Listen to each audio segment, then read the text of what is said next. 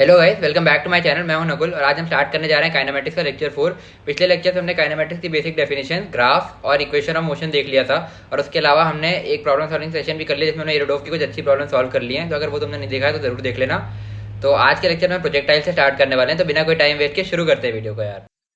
तो देखो, जैसा कि हमने स्टार्टिंग में डिस्कस किया था कि मोशन हमारा या तो एक डायमेंशन में हो सकता है या दो डायमेंशन में या तीन डायमेंशन में। तो बेसिकली हमारे सिलेबस में थ्री डी मोशन नहीं है। थ्री डी मोशन का थोड़ा बहुत है भी वेक्टर्स के तरीके से, मतलब बेसिक डेफिनेशन यूज करके कि वेलोसिटी से एक्सेलरेशन या पोजीशन से वेलोसिटी, उस तरह की चीजें थी बस। और उससे ज्यादा थ्री डी मोशन हमारे सिलेबस में नहीं है। बट वन डी मोशन तुमने समझ ही लिया है और टू डी मोशन हमारे सिलेबस में है। तो देखो, मोशन वन डायमेंशनल है या टू डायमेंशनल ये हमें कैसे पता चलेगा? देखो, हमारे जो पार्टिकल है उसका जो एक्सेलरेशन वेक्टर है और जो वेलोसिटी वेक्टर है उनके बीच में जो एंगल है उसको मैं थीटा बोल दे रहा हूँ। तो ये थीटा अगर जीरो होगा या फिर 180 यानी कि पाई होगा, तो इस केस में जो तुम्हारा मोशन होगा वो होगा एक वन डायमेंशनल मोशन। तो तुम्हें खुद ही दिख रहा है कि अगर तुम्हारा थीटा जीरो है तो ये तुम्हारा वेलोसिटी हो गया और यही तुम्हारा एक्सेलरेशन हो गया। ये स्ट्रेट लाइन बनानी थी। हाँ, तो सेम डायरेक्शन में वेलोसिटी एक्सेलरेशन होगा। तो ये एक्सेलरेशन जो है ये केवल इसकी वेलोसिटी को बढ़ाने का काम कर रहा है ना, इसकी डायरेक्शन को चेंज नहीं कर रहा है। इसलिए ये वन डायमेंशनल मोशन है। या इसका उल्टा जो पाई वाला केस था, यानी कि वेलोसिटी हमारी इस तरीके से हो गई और एक्सेलरेशन हमारा इसके ऑपोजिट हो गया ऐसे। तो अब ये वेलोसिटी को घटाने का काम कर रहा है बट डायरेक्शन चेंज नहीं कर रहा है। लेकिन अगर ये कुछ और होता है, इन दोनों के अलावा कोई भी और एंगल होता, सपोज कोई थीटा एंगल, ये हो गया तुम्हारा एक्सेलरेशन। और ये रुको, थोड़ा सा ऐसे ले लेते हैं, उसको ज्यादा समझ में आएगा। ये हो गया तुम्हारा वेलोसिटी, ये हो गया तुम्हारा एक्सेलरेशन और इनके बीच में कुछ एंगल है थीटा। तो अब क्या हुआ कि एक्सेलरेशन के दो कंपोनेंट्स आ जाएंगे। कंपोनेंट्स लेना तुम जानते ही हो। जिसके कंपोनेंट्स देते हैं हम, एक वेलोसिटी के अलोंग और एक वेलोसिटी के पैरेलल। तो एक आएगा तुम्हारा ये, जो कि होगा तुम्हारा एक्सेलरेशन का ए कॉस थीटा, ठीक है। और एक एक्सेलरेशन का कंपोनेंट तुम्हारा आएगा इस डायरेक्शन में, जिसको हम बोलेंगे ए साइन थीटा, है ना। तो जो ये ए कॉस थीटा है ये तो उसी तरीके से चेंज कर रहा है केवल मैग्नीट्यूड को वेलोसिटी के। तो it changes the magnitude of velocity. तो वेलोसिटी के मैग्नीट्यूड को चेंज करना चाह रहा है ये, ठीक है। और जो तुम्हारा ये है, ये जो है it changes the direction of velocity. ये कंटिन्यूअसली वेलोसिटी की डायरेक्शन को चेंज कर रहा है। तो अब मोशन एक डायरेक्शन में नहीं, पूरे एक प्लेन में होगा, ठीक है। तो मोशन इन अ प्लेन या फिर टू डी मोशन इसको तुम कह सकते हो। तो it changes direction of velocity, ठीक है। तो अब तुम्हें समझ में आ गया होगा कि टू डी मोशन के लिए बेसिक कंडीशन क्या है कि तुम्हारा ये जो थीटा है ये जीरो या पाई ना हो। तो कोई भी हो तो ये मोशन एक प्लेन में होगा और वो हमारा टू डी मोशन होगा।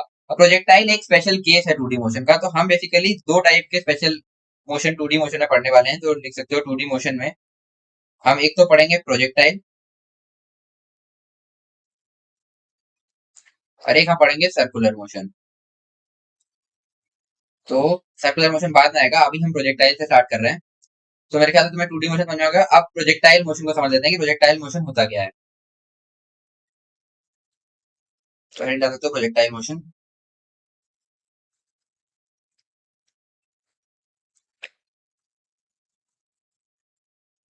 तो प्रोजेक्टाइल मोशन क्या है बेसिकली, कि तुमने जो है किसी भी एक पार्टिकल को कुछ वेलोसिटी u से प्रोजेक्ट किया एक्स एक्स। सपोज मैं पहले एक्स वाई प्लेन एक मान लेता हूँ, ठीक है। ये है तुम्हारा एक्स एक्सिस, ये है तुम्हारा वाई एक्सिस, ठीक है। तो ये बेसिकली एक प्लेन है। सपोज तुम ऐसा समझ सकते हो कि जो है ये तुम्हारा वाई एक्सिस है, ये तुम्हारा एक्स एक्सिस है और ये एक प्लेन हो गया, ठीक है, जिसमें ये मोशन होगा। तो ये हमारे पास जो पार्टिकल है इसको हमने कुछ u वेलोसिटी से प्रोजेक्ट किया है ना, जो कि हॉरिजॉन्टल के साथ थीटा एंगल बना रही है, ठीक है। तो अब इसकी का मोशन हमें एनालाइज करना है, यही होता है हमारा प्रोजेक्टाइल मोशन। और इस पे फोर्सेस क्या लग रहे हैं? अभी तक हम इस पे केवल एक ही फोर्स कंसीडर कर रहे हैं, ग्रेविटेशनल फोर्स, जिसकी वजह से इस पे ग्रेविटेशनल एक्सेलरेशन जी लग रहा है। और जी जो है, अगर तुम ऐसे देखो एक्स वाई के हिसाब से, तो हो जाएगा तुम्हारा -9.8 जी गैप, ठीक है। और कहीं कहीं क्वेश्चन में इसको 10 भी लेता है, तो वो अगर 10 लेगा तो वो तुम्हें बता देगा। तो कुल मिला के ये समझ में आना चाहिए कि नीचे की तरफ इसका डायरेक्शन है और ये इसका मैग्नीट्यूड है, ठीक है। तो बस एक यही एक्सेलरेशन हम इसमें कंसीडर कर रहे हैं। तो जैसा कि तुम्हें दिख भी रहा होगा कि जी और यू के बीच का एंगल नॉन जीरो है, यानी कि जीरो या पाई नहीं है, इसलिए ये टू डी मोशन है और इसको ही हम पढ़ने वाले हैं। तो तुम हेडिंग तुम इसमें लिख सकते हो प्रोजेक्टाइल मोशन होता क्या है। तो टाइप मोशन है अ टाइप ऑफ मोशन, हाँ, a type of 2D motion in which a particle is projected, in which a particle is projected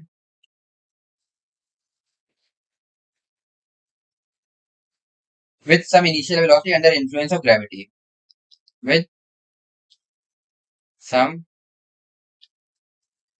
initial velocity under the influence of gravity, under the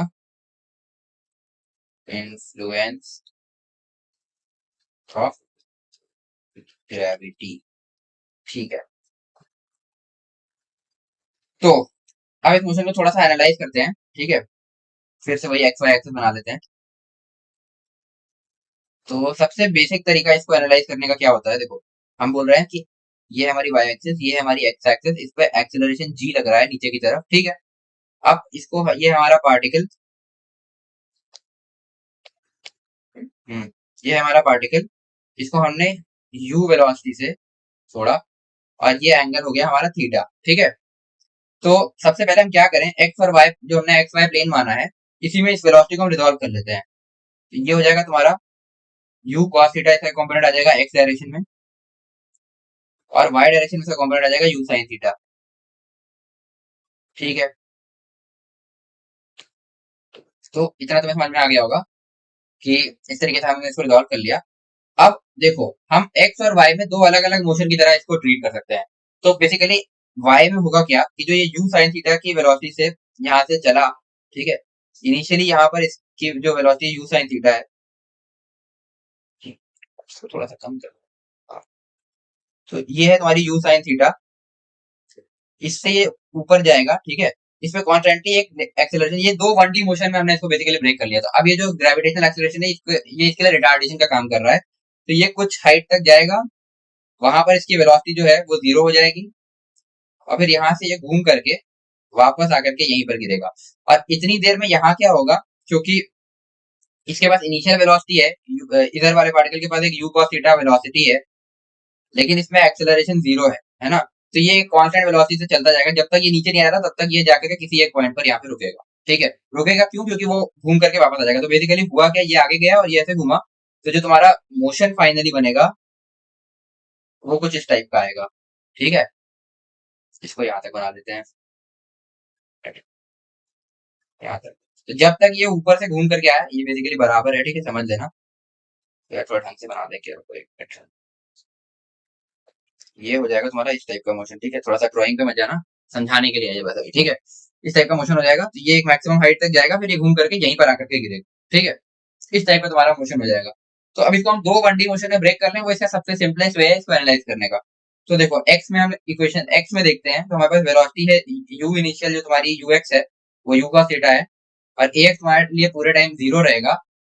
तो तुम्हारा we x भी जो है क्या कहते हैं, you plus eighty के हिसाब से यू cos थीटा ही रहेगा, क्योंकि वो चेंज नहीं हुआ, एक्सेलरेशन सेम है। तो हम लिख सकते हैं इन एक्स डायरेक्शन, इन एक्स डायरेक्शन को एनालिसिस करते हैं। हम कहेंगे जो तुम्हारा यू इनिशियल है, या सीधे यू लिख देता हूँ क्योंकि इनिशियल को यू से डिनोट करते हैं, तो हो जाएगा तुम्हारा यू एक्स, बोलता हूँ तो u x equal to u cos theta है, और ए एक्स इक्वल टू 0 है। तो तुम्हारा जो वी एक्स होगा वो यू प्लस एटी के हिसाब से you cos theta plus eighty, जिसमें से ए तुम्हारा 0 है, तो ये पूरा 0 हो जाएगा। तो ये भी तुम्हारा यू cos थीटा ही रहेगा, ठीक है। ये हो गया। अब वाई डायरेक्शन में क्या हुआ, ऐसे देख लेते हैं। इन वाई डायरेक्शन तुम्हारा यू वाई जो था वो था यू साइन थीटा, हमने ऊपर की तरफ को पॉजिटिव माना है, ठीक है, क्योंकि ये दिख भी रहा है तुम्हारा क्वेश्चन किस तरीके, मतलब किस तरीके का हमने फ्रेम लिया है। U y equal to you sine theta हो गया।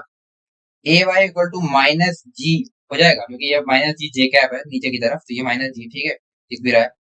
ये हो गया a y equal to minus g. तो तुम्हारा जो वी वाई होगा वो हो जाएगा u y plus a y into में टाइम, जितना भी टाइम इस मोशन को लगा, अभी वो टाइम हम कैलकुलेट करेंगे, ठीक है। तो वो हो जाएगा तुम्हारा u sine theta minus G T, ये तुम्हारा हो जाएगा वी वाई, ठीक है। इस तरीके से किसी भी टाइम पे तुम वी वाई निकाल सकते हो और ये चेंज होता रहेगा क्योंकि एक्सेलरेशन है। ठीक है। अब यहीं से निकल के आती है तुम्हारी पैरामीट्रिक इक्वेशन। तो निकाल सकते हो parametric equation for projectile motion. Parametric equations for projectile motion.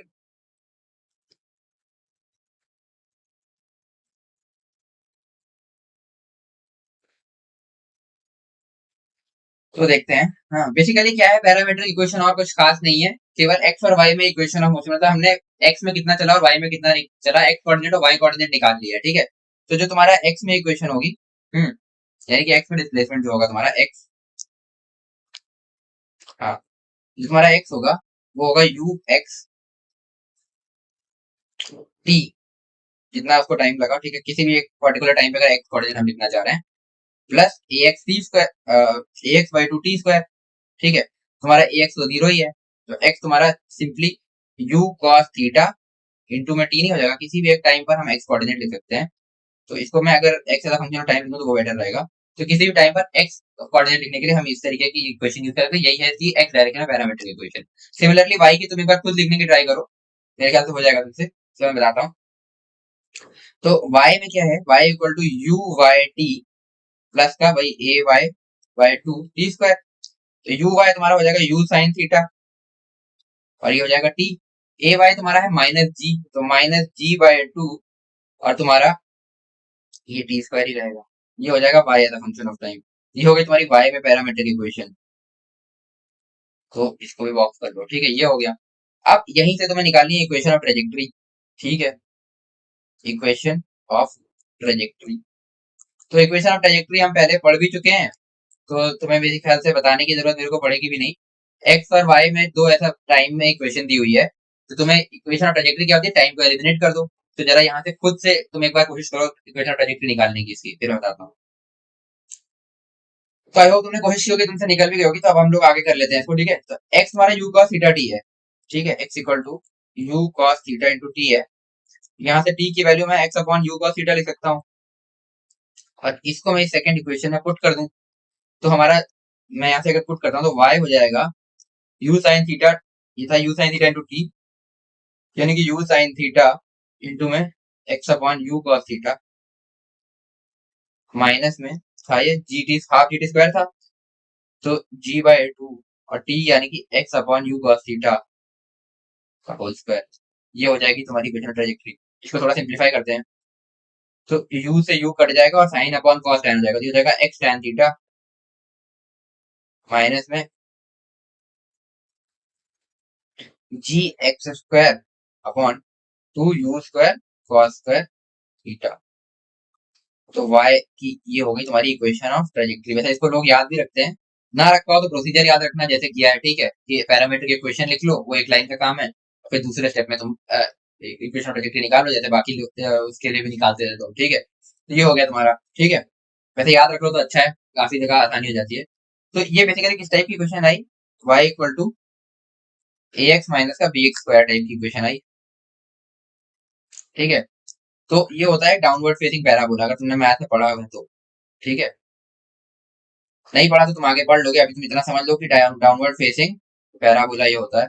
ठीक है, अब वो दिख भी रहा है, जो तुम्हारा प्रोजेक्टाइल मोशन हो रहा है वो एक पैराबोलिक मोशन ही तो है, और डाउनवर्ड फेसिंग भी है, तो ये दिख भी रहा है। ठीक है, तो यहाँ तक मेरे ख्याल से क्लियर हो गया होगा कि इक्वेशन ऑफ ट्रेजेक्ट्री हमने कैसे निकाली। अब इसके बाद कुछ चीजें होती हैं, जैसे horizontal range, time of flight और मैक्सिमम हाइट, जिन पे बेसिकली ज्यादातर सवाल तुम्हारे आते हैं जेई मेन एडवांस में। तो ये चीजें कैसे निकालते हैं, ये प्रोसीजर भी तुम्हें याद रखना होगा, क्योंकि जेई मेन में तो तुम मैक्सिमम क्वेश्चन कर लोगे डायरेक्टली फॉर्मूला लगा के, पर जेई एडवांस में कई जगह ऐसे क्वेश्चन आ जाते हैं कि वहां पे तुम डायरेक्टली फॉर्मूला लगा के काम नहीं कर सकते, और तुम्हें बेसिक से जाना पड़ेगा कि तुमने चीजों को डिराइव कैसे किया था। मैंने खुद ये चीज जेई एडवांस में अपने गलत कर रखी है, इसलिए मैं तो देख ही चुका हूँ। इसलिए मैं तुमसे यही कहूंगा कि क्वेश्चन को एक बार अच्छे से पढ़ना, और अगर नहीं समझ में आ रहा तो डायरेक्टली फॉर्मूला मत लगाना, एक बार देख लेना कि पूछा क्या है, और उस हिसाब से एनालिसिस करना पूरा, कि हमें जिस तरीके से हम अभी ये सारी चीजें डिराइव करेंगे, तुम्हारी मैक्सिमम हाइट और रेंज और तुम्हारा टाइम ऑफ फ्लाइट, तो कैसे डिराइव किया वो याद रखना, ताकि तुम वहां पर अगर कुछ और कंडीशंस दी हो, जैसे एक्सेलरेशन चेंज कर दिया, वेलोसिटी चेंज कर दिया या कुछ भी, तो उसके लिए तुम निकाल पाओ। ठीक है, तो वो क्वेश्चन में हो सकता है तो मैं अभी कराऊं, नहीं तो प्रॉब्लम सॉल्विंग सेशन में इसके कराऊंगा। क्योंकि एडवांस का प्रॉब्लम सॉल्यूशन रखेंगे तो वहां पे मैं तुम्हें बताऊंगा कि वो क्वेश्चन में ऐसा था क्या। और अगर देखते हैं, अगर आज की क्लास में होगा तो आज की क्लास में भी करा सकता हूँ, वरना उस समय तो मैं कराऊंगा ही। तो एक मिनट। ठीक है, तो अब हम ये तीनों चीजें लिखने वाले हैं। ठीक है, horizontal range, time of flight and maximum height. तो हेडिंग ला सकते हो, हॉरिजॉन्टल रेंज,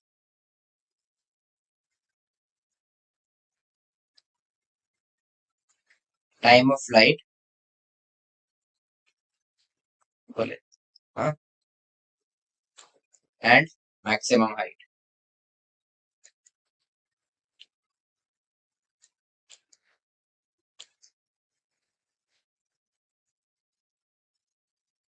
ठीक है, तो ये सब चीजें होती क्या है। ठीक है, तो पहले हम एक प्रोजेक्टाइल ड्रॉ करते हैं।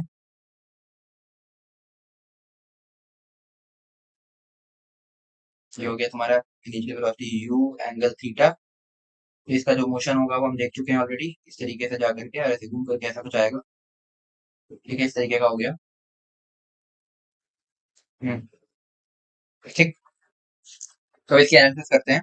ये हमारा एक्स था, ये वाई था, x Y.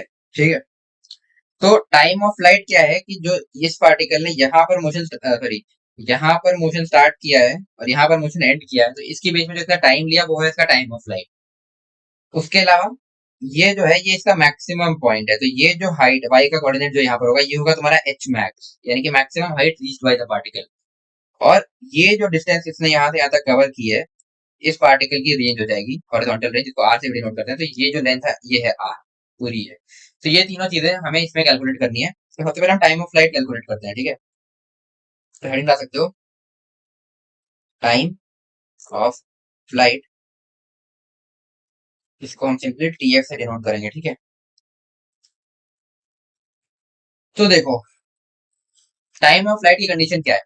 Time of flight मतलब जो तुम्हारा वाई कोऑर्डिनेट है वो जीरो हो जाए, क्योंकि वो एक यहाँ पर जीरो होगा जाके तुम्हारा इनिशियल पोजीशन, और एक यहाँ पर जीरो होगा, बाकी पूरे हर किसी टाइम पर वाई का कुछ पॉजिटिव कोऑर्डिनेट तुम्हें दिख रहा होगा। ठीक है, तो टाइम ऑफ फ्लाइट के लिए बेसिकली कंडीशन होती है कि y इक्वल टू जीरो हो जाए। तो y हमारी क्या लिखी थी हमने, y इक्वल टू था हमारा u sine theta T minus half g T square, और ये जीरो हो जाए हम कह रहे हैं। जैसे ही इसको जीरो करोगे तो यहाँ से निकल करके आएगा u sine theta t, common ले लेता हूँ। ठीक है, minus half g t equal to zero. तो यहाँ से दो आंसर आएंगे, एक तो आएगा तुम्हारा टी इक्वल टू जीरो जो कि इनिशियल पोजीशन है। ठीक है, इनिशियल पोजीशन है। दूसरा आंसर आएगा इससे, जहाँ पे हम u sine theta minus ji T by to को जीरो कर दें। तो यहाँ से हम लेके इसको उधर ले जाएंगे, तो टी जो हमारा निकल करके आएगा, जो T of light of B होगा वो होगा two you sine theta by G. थोड़ा सा एक स्टेप और लिख देता हूँ, पर वैसे ये सब चीजें तुम ओरली कर सकते हो। ठीक है, तो यहाँ से लिख लो U sine theta equal to G T by two. तो जो टी है तुम्हारा वो हो जाएगा two you sine theta by G, time of light. ये तुम्हारा निकल करके आ गया टाइम ऑफ लाइट, इसको तुम याद भी कर सकते हो। ठीक है, यही है। इसके बाद हम बात करेंगे हॉरिजॉन्टल रेंज की। फ्रेंड जा सकते हो, हॉरिजॉन्टल रेंज,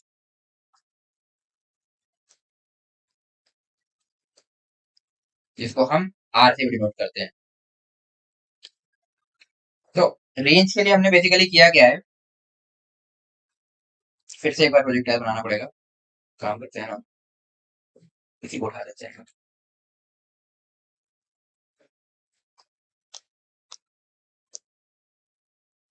ये रहा हमारा प्रोजेक्ट टाइप।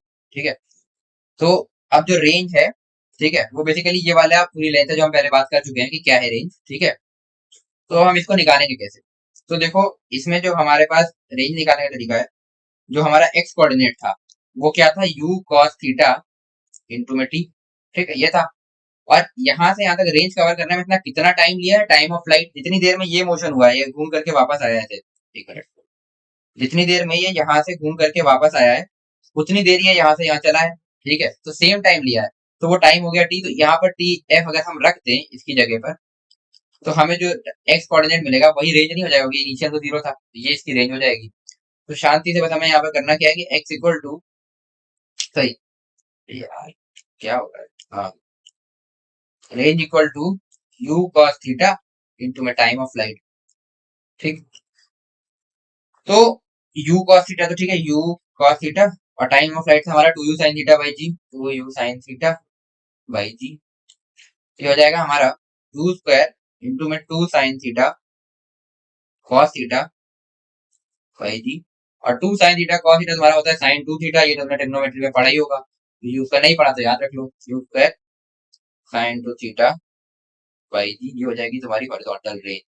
ये हमने कैसे लिखा, तो मैं यहाँ पे लिख दे रहा हूँ कि two sine theta cos theta equal to sine two theta, ये तुम याद रख सकते हो। तो ये हो गया तुम्हारा हॉरिजॉन्टल रेंज। ठीक है।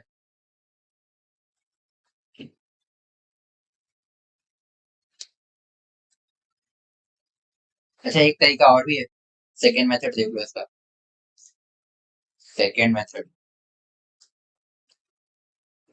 ये कैसे करेंगे हम, इक्वेशन ऑफ ट्रेजेक्टरी से, इक्वेशन ऑफ ट्रेजेक्टरी से।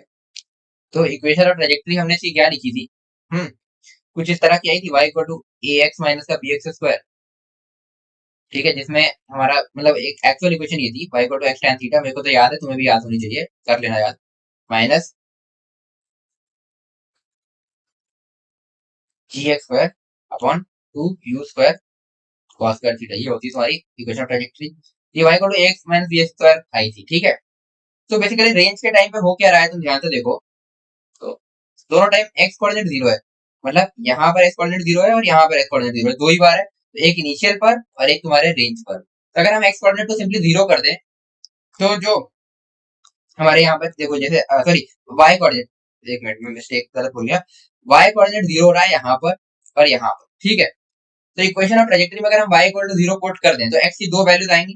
ठीक है, वैसे तुम देख सकते हो प्रोजेक्टाइल में एच मैक्स वाले पॉइंट के अलावा तुम कोई भी वाई की वैल्यू रखोगे तो उसके लिए तुम्हारे पास दो एक्स मिलेंगे। देखो, इस वाई की वैल्यू पर भी दो बार काट रहा है, यहाँ और यहाँ, फिर यहाँ रख रहे हो तो ये भी दो बार काट रहा है, यहाँ और यहाँ। तो सिर्फ ऐसे ही अगर तुम y को जीरो रखोगे तो तुम्हारे पास दो पॉइंट्स आएंगे, यहाँ और यहाँ। तो एक तुम्हारा होगा x इक्वल टू जीरो, जो कि तुम्हारा इनिशियल है। ठीक है, तो वो तो ठीक है, और एक होगा तुम्हारे पास x इक्वल टू रेंज। ये जो कोऑर्डिनेट आएगा ये तुम्हारी हॉरिजॉन्टल रेंज हो जाएगी। तो सिंपली इक्वेशन ट्रायंगल में y को जीरो पुट कर देते हैं, तो रखते हैं यार। तो zero equal to, put y equal to zero यहाँ पे लिख दे रहा हूँ, ax minus B x square. ठीक है, तो यहाँ से x कॉमन लिया तो a minus B x equal to zero हो जाएगा, है ना। ये x इक्वल टू जीरो हम बात कर चुके हैं कि ये तुम्हारा इनिशियल पोजीशन है, तो x a minus B x equal to zero हो जाएगा यहाँ से, तो x equal to a by b नहीं हो जाएगा। ये जो x की वैल्यू है यही तुम्हारी रेंज है, तो यहाँ से रखो यार a और b की वैल्यू, तो a है तुम्हारा tan थीटा, ऊपर दिख रहा है, तो x तुम्हारा हो जाएगा tan थीटा अपॉन b तुम्हारा क्या है, g upon two you square cos square theta, g upon two you square cos square theta, जिसको तुम ले सकते हो साइन थीटा अपॉन जी, और वो tan का cos नीचे ले आया cos थीटा, और ये टू यू स्क्वायर cos का थीटा ऊपर लेगा तो हो जाएगा two you square cos square theta. तो होगा क्या यहाँ से कि तुम्हारा ये cos स्क्वायर थीटा का cos थीटा से ये चला जाएगा, तो अब तुम्हारे पास क्या बचेगा, U square into two sine theta cos theta by G. तो ये फिर से वही नहीं आ गया, U square sine two theta by G. ये हो गया तुम्हारा दूसरा मेथड इसको प्रूव करने का। ठीक है, तो अभी तक हमने इसके दो मेथड देख लिए। ठीक है, एक मेथड और है, आओ वो भी देख लेते हैं, third method.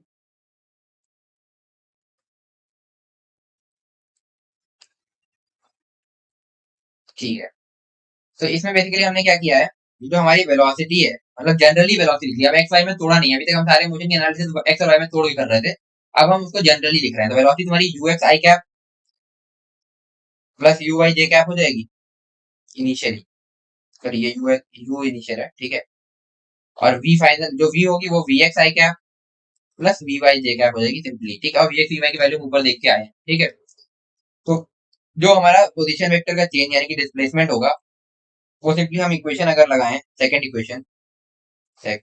Equation of motion,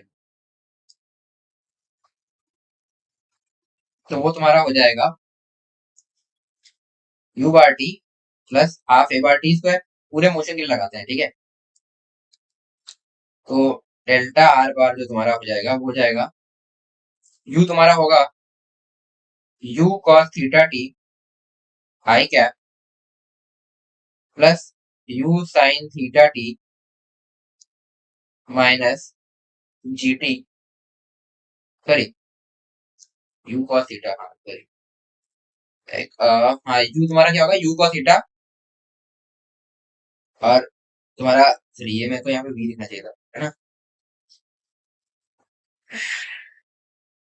फिर मत भैया नहीं यू ही होगा, ठीक है, ये है, फिर से लिखते हैं, है ना। तो तुम्हारा जो डेल्टा आर बार होगा वो होगा UT minus UT plus half AT square, U लिखोगे यहाँ पे तो हो जाएगा तुम्हारा you cos theta I cap plus U sine theta J cap into में T plus half acceleration X में जीरो हो जाएगा, जीरो आई कैप, और वाई में minus G J cap T square, ऐसे लिख लोगे। तो ये हो जाएगा U cos theta T I cap, sorry इसको यहाँ पे लिखते हैं, you cos theta T I cap plus U sine theta T minus half g T square j cap, ये हो जाएगा तुम्हारा चेंज, और तुम्हारा क्या कहते हैं, ये हो गया डेल्टा आर बार, ठीक है। तो अब अगर हम इनिशियल से फाइनल को कंपेयर करें, है ना, तो इनिशियल पोजीशन तुम्हारी थी 0,0, फाइनल पोजीशन थी तुम्हारी r,0, तुम्हारा डिस्प्लेसमेंट कितना हुआ, r minus zero I cap plus zero minus zero J cap, यानी कि r आई कैप। तो अब हम इस फाइनल पॉइंट के लिए अगर इसको लगाते हैं तो यहाँ पे हम लिख सकते हैं r आई कैप, और इस मोशन का टाइम लगा, टाइम ऑफ फ्लाइट, तो ये हो जाएगा r i cap equal to u cos theta time of flight i cap plus u sin theta time of flight minus half g time of flight का square j cap, ये हो गया। तो अब इन दोनों को कंपेयर कर दो तो सिंपली तुम्हारा वही आ जाएगा, r equal to you cos theta into time of flight, और ये जैसे हमने ऊपर सॉल्व किया था तो आर तुम्हारा वही you square sine two theta, you square sine two theta वही जी आ जाएगा जैसा हमने ऊपर सॉल्व किया था उसी से, ठीक है। तो इसको दोबारा नहीं कर रहा मैं, तो बस यही है, ये है तुम्हारा तीसरा मेथड। अब हम आते हैं मैक्सिमम हाइट पर, तो हैंड कर सकते हो मैक्सिमम हाइट, मैक्सिमम हाइट, या फिर इसी को हम एच मैक्स से डिनोट करते हैं, ठीक है, ये हो गया। तो प्रोजेक्टाइल ले आते हैं पहले अपना, ये रहा, ठीक है, तो ये है एच मैक्स। तो यहाँ पर बेसिकली हुआ क्या है, जो तुम्हारा एच मैक्स, अगर मैं केवल वाई वाले मोशन से इसकी एनालिसिस करूं तो पार्टिकल ऐसे गया और यहाँ जाके ऐसे घूम करके आया, तो यहाँ पर इसके पास कुछ वेलोसिटी थी जो कि ये तुम्हारी यू साइन थीटा, या तो दूसरा कलर लेते हैं इससे सही दिखे, तो ये है तुम्हारा यू साइन थीटा, इसमें जी कॉन्स्टेंटली नीचे की तरफ लग रहा था। इस पॉइंट पर इसकी जो वेलोसिटी होगी वो जीरो हो जाएगी और यहाँ से रिवर्सल लेगा, जैसा हम 1D मोशन के क्वेश्चन में करते हुए भी आए हैं। तो v y equal to zero हो जाए तो उसी पॉइंट पर जो तुम्हारे वाई का कोऑर्डिनेट है वो तुम्हारा हो जाएगा मैक्सिमम हाइट। तो चलो करते हैं यार, तो सीधे सीधे दिख रहा है कि वाई का कोऑर्डिनेट और एक्सेलरेशन इन वाई और वी वाई हमें चाहिए, तो हमें टाइम की यहाँ पे जरूरत नहीं है। तो इसमें हम कौन सी इक्वेशन ऑफ मोशन लगाएंगे, थर्ड इक्वेशन लगाएंगे, क्योंकि उसमें टाइम नहीं होता, उसमें वी ए और एस होता है, ठीक है। तो हम लगाएंगे v y square equal to a y, sorry u y square plus two a y s, two y और वाई लिख देता हूँ इसको, ठीक है, क्योंकि वाई में हमने इक्वेशन लिखी है, ठीक है। तो ये हो जाएगा third equation, third equation of motion, उससे हम ये लिख रहे हैं, ठीक है। तो वी वाई हमारा जीरो हो जाएगा for H max, for H max हमारा वी वाई जीरो हो जाएगा। यू वाई हमारा था यू स्क्वायर, इसको मैं यू वाई का स्क्वायर को लिख सकता हूँ direct, you square sine square theta, और ए वाई था हमारा माइनस जी, और ये हो जाएगा तुम्हारा वाई कोऑर्डिनेट, ठीक है। मैं स्क्वायर टू था ना, टू लिखना भूल गया मैं, ठीक है, ये लिख लेना, ये हो गया। तो यहाँ से तुम सिंपली लिख सकते हो कि U square sine square theta equal to two G Y, तो वाई मैक्स की वैल्यू आ जाएगी हमारी जो कि एच मैक्स भी है, U square sine square theta upon two G. तो यहाँ से सिंपली लिख सकते हो कि एच मैक्स जो तुम्हारा निकल करके आया वो हो जाएगा U square sine square theta upon two G. तो ये भी तुम याद रख सकते हो। बाकी किया क्या, तुम्हें एक चीज समझ में आ गई होगी कि यहाँ पर हमने बेसिकली तुम्हारे वी वाई को जीरो किया है, ठीक है। तो तुम्हारे पास मैक्सिमम हाइट जो उस टाइम पे वाई कोऑर्डिनेट होगा वो तुम्हें मिल जाएगा। अच्छा दूसरा फिर से सेकंड मेथड, इसका भी देख लो, सेकंड मेथड, इसमें हम क्या कर रहे हैं, फिर से वही इक्वेशन ऑफ ट्रेजेक्टरी यूज कर रहे हैं, इक्वेशन ऑफ ट्रेजेक्टरी। तो इक्वेशन ऑफ ट्रेजेक्टरी हमारी क्या थी, y equal to a x minus B x square. ठीक है, अब देखो अगर तुम इस पार्टिकल की ट्रेजेक्टरी है, ये जो ब्लू कलर से बनी हुई है ये, ठीक है, तो बेसिकली हुआ क्या है कि इस पार्टिकल की जो ट्रेजेक्टरी का यहाँ पर जो एच मैक्स वाला पॉइंट है, उसमें एक खास बात है, पता है क्या? खास बात यह है कि इस पॉइंट पर इसका जो स्लोप है ना, वो जीरो है यहाँ पर। यानी कि यहाँ पर d y by d x तुम्हारा जीरो है, क्योंकि ये वाई का फंक्शन ऑफ एक्स ही तो है, जो पार्टिकल का ये इक्वेशन ट्रेजेक्टरी है, वाई का फंक्शन ऑफ एक्स है, और d y by d x zero हो जाएगा एट एच मैक्स, सिंपली दिख रहा है। तो यहाँ पर सिंपली वही कर दो, तो d y by d x लिखोगे तुम अगर, तो हो जाएगा तुम्हारा a minus two b x, और ये हो जाएगा जीरो। तो x की वैल्यू आएगी a अपॉन टू बी। अब रख दो, इक्वेशन ट्रायंगल क्या होती है, y equal to x tan theta minus g x square upon two u square cos square theta. तो x की वैल्यू यहाँ पर जो होगी वो होगी a बाई टू बी। और हाँ, हमें बेसिकली x नहीं चाहिए, हमें उस पॉइंट पर y कोऑर्डिनेट चाहिए। x कोऑर्डिनेट उस पॉइंट का x कोऑर्डिनेट होगा, जो कि तुम्हारा रेंज बाई टू भी हो जाएगा देखा जाए तो ये एक और तरीका हो गया रेंज निकालने का, क्योंकि आधे टाइम पे जितना मोशन हो उतना ही आगे सिमेट्रिकल होता है। ठीक है, तो हमें यहाँ पे y चाहिए, तो y equal to x minus b square था, यहाँ पर x की value a by two b रखोगे, जो हो जाएगा तुम्हारा a इंटू में a by two b minus b into में a square upon four b square, क्योंकि a या सीधे एक स्टेप लिख देता हूँ, ना फिर लोगों को कंफ्यूजन होता है, a बाई टू बी का होल स्क्वायर। ठीक है, ये हो गया।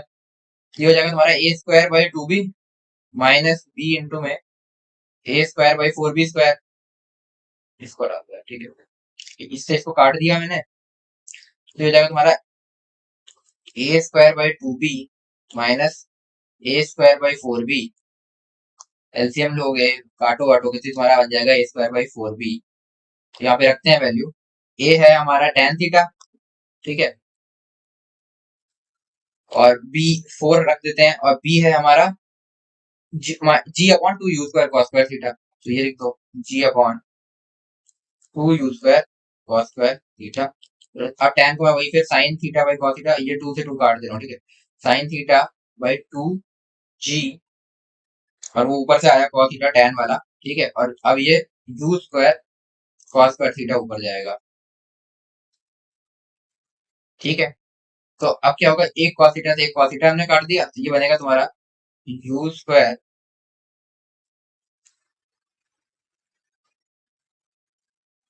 गड़बड़ हो गई क्या?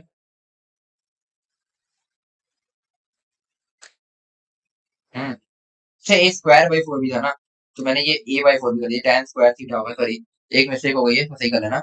ये tan स्क्वायर थीटा है, तो ये sin स्क्वायर थीटा अपॉन ये बनेगा तुम्हारा cos स्क्वायर थीटा। ठीक है, और ये भी cos स्क्वायर थीटा था। अब ये डायरेक्टली कट जाएंगे, ठीक है, ये हो जाएगा तुम्हारा। तो अब तुम्हारा जो बनेगा वो होगा u square sin square theta upon two G. ये एच मैक्स है तुम्हारा, जो पहले भी हमने निकाल रखा था, फिर से वही आ गया, ये हो गया तुम्हारा एच मैक्स। तो अब मेरे ख्याल से तुम्हें समझ में आ गया होगा कि ये तीनों चीजें हम किस तरीके से निकालते हैं। तो एक फाइनली मैं तुम्हें समरी दे देता हूँ, ठीक है, कि हमने बेसिकली अभी तक किया क्या, जिससे तुम्हें क्लियर हो जाएगा। और तुम्हारा होमवर्क है कि तुम्हें एक बार जाकर के ये सारी चीजें बिना कॉपी देखे, एक बार पहले तुम चाहे तो देख लेना नोट पलट के, उसके बाद बंद करके कॉपी, एक बार तुम सारी चीजें खुद से निकालने की कोशिश करना, जितने भी मेथड मैंने बताए सबसे। तो अगर तुम ये कर लो तो प्रोजेक्टाइल में मास्टर हो जाओगे बहुत जल्दी। तो ये हो गया तुम्हारा, समरी देख लेते हैं इसमें। ये हमारा प्रोजेक्टाइल, तो बेसिकली होता क्या है कि ये हमारा चला यू से, तो इसके अगर हम कंपोनेंट्स लेते हैं, तो एक होता है हमारा यू cos थीटा, इस तरीके का यू cos थीटा, एक होता है हमारा यू sin थीटा। ठीक है, तो हर पॉइंट पर ये यू cos थीटा सेम ही रहेगा, ठीक है, ये चेंज नहीं हो रहा, हर पॉइंट पर सेम है, क्योंकि ए एक्स जीरो है। ठीक है, तो हर पॉइंट पर ये सेम ही लेंथ का तुम्हें दिखेगा, इसी के जहां पर लड़ा यहाँ पर भी। ठीक है, तो यू एक्स हमारा चेंज नहीं होता, वो सेम ही रहता है। उसके अलावा जो हमारा यू वाई है, वो इनिशियली यू sin थीटा था, फिर यहाँ से क्योंकि एक्सेलरेशन इस तरीके से माइनस जी है, तो ये थोड़ा सा कम होगा, फिर यहाँ थोड़ा और कम होगा, यहाँ पर ही हो जाएगा जीरो। ठीक है, यहाँ पे लिख सकते हो v y equal to zero x max के पॉइंट पे। फिर यहाँ से नेगेटिव शुरू होगा ये, फिर ये नेगेटिव में और बढ़ेगा ये, फिर ये नेगेटिव में और बढ़ेगा ये, और इस पॉइंट पर तो ये जो यहाँ पर यू साइन थीटा था, वही यू साइन थीटा यहाँ पर फिर लग जाता है। ठीक है, पर नेगेटिव डायरेक्शन। तो ये पूरा इस तरह का इसका मोशन होता है। और फिर हमने देखा था कि हमने तीन चीजें निकाली थी। पहला था हमारा टाइम ऑफ फ्लाइट, जिसका फॉर्मूला था 2u sin थीटा बाय जी। ठीक है, ये स्टैंडर्ड के लिए है, कुछ और चेंज कर दिया तो तुम्हें समझना पड़ेगा। जैसे मेरे टाइम में जेई एडवांस में क्वेश्चन आया था जिसमें आधे मोशन के लिए एक्सेलरेशन की वैल्यू थी जी, फिर बचे हुए आधे आधे के लिए वैल्यू थी 0.8 जी। तो मैंने क्या किया, पहले आधे और फिर पूछा था टोटल रेंज, तो मैंने क्या किया, पहले जी के हिसाब से आधे के लिए फॉर्मूला जे की जी के हिसाब से रेंज लिखी, तो वो हो गई U square sine two theta by G, और उसको फिर आधा कर दिया, तो वो आधे तक का मतलब रेंज का हाफ हो गया। वो सिमेट्रिकल होता है, सही बात है। और फिर मैंने U square sine two theta by two G से वहां तक का आंसर मेरा सही था। फिर उसका जो बचा हुआ पार्ट था ना उसका एच मैक्स के आगे का, वहां पर उसने बोला था कि एक्सीलरेशन की वैल्यू 0.8 जी हो गई। तो मैंने सिंपली फिर से फॉर्मूला लगा दिया, बस जी की जगह 0.8 जी रख दिया, और मेरा आंसर गलत हो गया। और आंसर कितना गलत हुआ पता है? मेरा आंसर आया 0.91, एक्चुअल आंसर था 0.95, मतलब जो भी डेसिमल टाइप में आया था कुछ उसमें करके पूछा था। और रेंज जो थी करेक्ट आंसर की 0.93 से 0.97, तो इस तरीके से गलत हुआ था।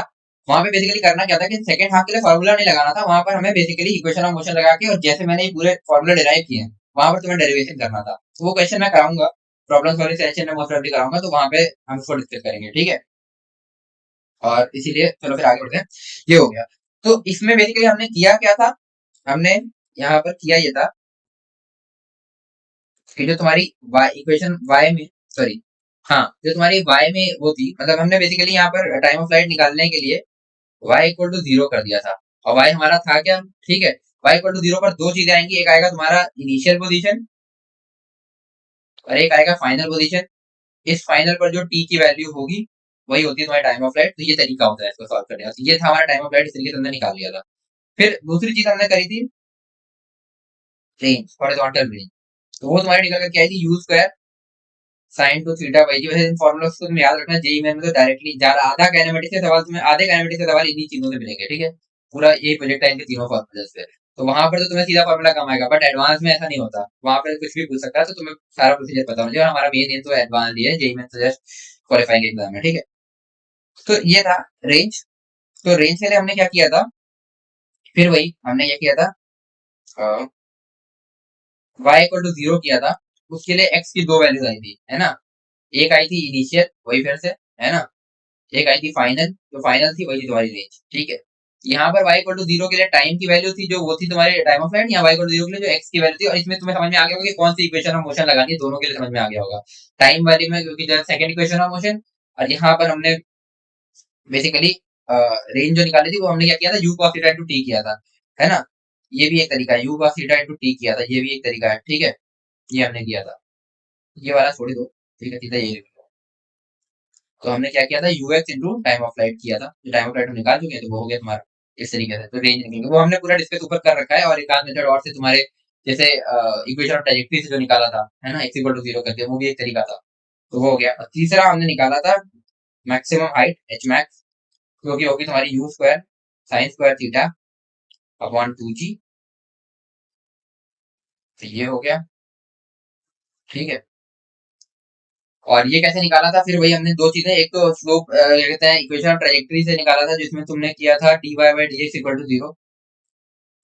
और दूसरा तुम्हारा v y equal to zero कर दिया था, जिसमें तुमने इक्वेशन लगाई थी v y square equal to you y square plus का टू ए वाई एस, ठीक है। ये ए वाई क्यों लिख रहा हूँ कि ये चेंज भी हो सकता है। अभी तो तुम्हारा स्टैंडर्ड प्रोजेक्ट है तो केवल ग्रेविटेशनल एक्सेलरेशन जी लिया है, या एक्सेलरेशन चेंज करके भी पूछ सकता है। अभी कुछ क्वेश्चन करेंगे उसके, तो उससे तुम्हें क्लियर हो जाएगा कि मैं कहना क्या चाह रहा हूँ। तो ये था, ठीक है। तो अब तुम्हें समझ में आ गया होगा टोटली, ठीक है। अच्छा, अभी क्वेश्चन इसी में मैं तुमसे पूछता हूँ कि average velocity for the whole motion, जो अभी तक हमने पढ़ा, एवरेज वेलोसिटी बता दो भाई, क्या होगी। तो ट्राई करो, मेरे ख्याल से हो जाना चाहिए। तो मेरे ख्याल से तुमसे हो गया होगा। तो एवरेज वेलोसिटी बेसिकली होता क्या है, total displacement upon total time, ठीक है। तो टोटल डिस्प्लेसमेंट कितना हुआ, यानी कि रेंज, जो एक्स में केवल डिस्प्लेसमेंट हुआ, वाई में तो घूम करके वहीं आ गया ना, तो केवल एक्स में ही हुआ। आर आई कैप भी लिख सकते हो, ठीक है, प्लस जीरो जे कैप, क्योंकि वाई में कुछ नहीं हुआ। और चेंज ऑफ टाइम तुम्हारा कितना हुआ, यहाँ से यहाँ तक में, जो तुम्हारा टाइम ऑफ फ्लाइट था, ठीक है। तो लिख दो यार, रेंज होती है तुम्हारी you square sine two theta by g upon time of flight होता है तुम्हारा 2u साइन थीटा बाय जी। ये आई कैप में हुआ है सारा का सारा। ठीक है, तो जरा इसको लिखते हैं प्रॉपर्ली। तो साइन टू थीटा को 2 साइन थीटा कॉस थीटा लिख देता हूँ, तो ये लिख दूंगा 2u² sine theta cos theta upon G. और ये इसको ऊपर ले आए तो हो जाएगा जी अपॉन 2u साइन थीटा। और ये हो जाएगा तुम्हारा आई कैप में, तो जी से जी गया, यू से ये एक यू गया, साइन से साइन गया, 2 से 2 चला गया। तो इसका आंसर हो जाएगा तुम्हारा यू कॉस थीटा आंसर। अब वो वैसे भी दिख रहा था फिगर से, तो तुम अगर ध्यान से देखो तो एक्स में पूरे टाइम जो तुम्हारी वेलोसिटी है वो यू कॉस थीटा ही रही है। ठीक है, ये तो वो तो रहेगी, तो वो एवरेज एक्स में एवरेज वेलोसिटी भी यू कॉस थीटा होगी। और वाई में क्योंकि तुम्हारा डिस्प्लेसमेंट ही जीरो हो गया तो एवरेज वेलोसिटी भी जीरो हो जाएगी वाई में। तो एक्स में ही केवल यू कॉस थीटा होगी, और वही यू कॉस थीटा आना चाहिए, तो ये एकदम सही दिख भी रहा है कि सही आया एकदम। ठीक, अब कुछ क्वेश्चंस कर लेते हैं, तो तुम्हें ये क्लियर हो जाए टॉपिक पूरा, फिर आगे बढ़ते हैं। अच्छा, एक चीज और समझ लो, इनकम्प्लीट प्रोजेक्टाइल क्या होता है। ठीक है, इनकम्प्लीट प्रोजेक्टाइल बेसिकली ये तो जितना अभी हमने बात की स्टैंडर्ड प्रोजेक्टाइल्स के लिए की, ठीक है। बट सपोज कुछ इस तरह का केस है, इस तरह के क्वेश्चन भी आते हैं, कभी कभी जेईई मेन में भी आते हैं, है ना। सपोज ये तुम्हारा एक टावर है। बना रहा हूँ एक मिनट। ये है तुम्हारा एक टावर, ठीक है, इस तरीके का। ये जमीन हो गई, ठीक है। इस टावर की कुछ हाइट है, सपोज एच। इसकी हाइट को मैं बोल रहा हूँ एच। यहाँ से तुमने एक पार्टिकल छोड़ा जो कि यू वेलोसिटी से छोड़ा, जिसका तुम्हारा ये था थीटा। ठीक है, अब इसके लिए मैं अपना जो एक्स वाई एक्सिस मान रहा हूँ वो मैं वैसे ही मान ले रहा हूँ। ठीक है, ये हो गया एक्स, ये हो गया वाई। अब इसके लिए तुमसे पूछ सकता है टाइम ऑफ लाइट और रेंज और बाकी चीजें। ठीक है, तो इसमें तुम डायरेक्टली फॉर्मूला लगा सकते हो। क्यों पता है? क्योंकि इसका मोशन कैसा होगा एक बार देखो। इस तरीके से पार्टिकल चलेगा, तो यहाँ तक तो ठीक है, ये तुम्हारा नॉर्मल प्रोजेक्टाइल जैसा हुआ, बट मोशन यहाँ खत्म नहीं हुआ है, ये कंटिन्यू होगा और ये आगे जाकर के यहाँ गिरेगा। ठीक, तो इसमें जो क्या हुआ ना कि ये तुम्हारी कुछ एक्स्ट्रा रेंज आ गई, इसके लिए कुछ एक्स्ट्रा टाइम भी होगा। हाँ, एच मैक्स जो है तुम्हारा, वो इस फॉर्मूले से तुम निकाल सकते हो, बट उसमें तुम्हें ये वाली हाइट जोड़नी पड़ेगी साथ में, तब तुम्हारा ही होगा। फॉर्मूला मैं फिर भी रिकमेंड करूंगा, कुछ ऐसा केस भी हो सकता है, ये तो एक केस है कि जो है ऐसे केसेस में तुम ट्राई करना कि फॉर्मूला मत लगाओ। पर यहाँ पर तुम करोगे क्या, बेसिकली तुम तुम्हारी एक्स में equation, x as a function of time, मतलब एक्स वाई में मोशन तोड़ो। इसमें ऐसे केस में करना क्या होता है, तो लिख लो, break the motion in X and Y direction and analyze both and calculate all the required and calculate H, TF and R as we derived it. As we derived it. जैसा हमने इसको डिराइव किया था, वैसे ही तुम इसको calculate करोगे। Basically equation of motion लगा के फिर वही सब चीजें कि कहाँ पर dy बाई dx हमने जैसे कही इक्वेशन ऑफ ट्राजेक्टरी थी, इक्वेशन ऑफ ट्राजेक्टरी भी यहाँ फेल हो जाएगी, इक्वेशन ऑफ ट्राजेक्टरी इसके लिए नहीं थी। ठीक है, तो मतलब बेसिकली जो हमने पहले वाले मेथड देखे थे कि कहाँ पर y जीरो होगा, जैसे एच मैक्स के लिए by जीरो होगा। ठीक है, रेंज के लिए तुम्हारा एक्स जीरो था, बट अब यहाँ पर एक्स की वैल्यू माइनस एच हो जाएगी। देखो तुम्हें दिख भी रहा होगा क्योंकि नीचे आ गया। जैसे फॉर एग्जाम्पल मैं लिख देता हूँ, फॉर एग्जाम्पल रेंज के लिए एक्स इक्वल टू जीरो नहीं होगा, sorry y equal to zero नहीं होगा, y equal to minus h होगा। तो इस पर जो तुम्हारी एक्स वैल्यू वो कर लोगे। और एच मैक्स के लिए तुम्हारा क्या होगा, d y by d x, तो सॉरी वी वाई तो जीरो होगा। ठीक है, बट अब जो तुम्हारा आंसर होगा ना, वो होगा एच प्लस जो यहाँ से वैल्यू आएगी। ठीक है, एच डैश मैक्स लिख देता हूँ, तो ये हो जाएगा तुम्हारा आंसर। ठीक है, क्योंकि पहले से एक एच हाइट पर वो ऑलरेडी है इस तरीके से। और टाइम ऑफ लाइट फिर तुम वैसे ही निकालोगे कि वही y equal to minus h रखोगे, उस पर जो टाइम की वैल्यू आएगी वही तुम्हारा आंसर होगा। ठीक है, तो यही सब चीजें तुम्हें करनी है, बेसिकली इक्वेशन ऑफ मोशन लगानी है। ठीक है, तो इसमें फॉर्मूले नहीं चलेंगे, ये चीज ध्यान रखना। फॉर्मूला लगाने की कोशिश की तो तुम्हारा आंसर आ जाएगा, और कितना गलत आ जाए तो नेगेटिव देने का कोई फायदा नहीं। तो ऐसे केसेस में बेसिकली कॉन्सेप्ट से जाना कि जो हमने कॉन्सेप्ट समझा वैसे ही इसको सॉल्व करना। चलो कुछ क्वेश्चन कर लेते हैं ताकि ये टॉपिक तुम्हें एकदम क्लियर हो जाए। तो आ जाओ, क्वेश्चन है,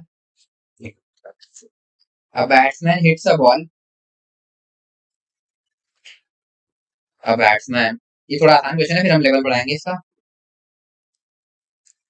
hits a ball at an angle of 30 degrees at an